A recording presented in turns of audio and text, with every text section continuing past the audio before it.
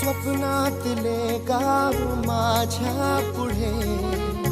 दिवसाचा पक्षी अलगद उडे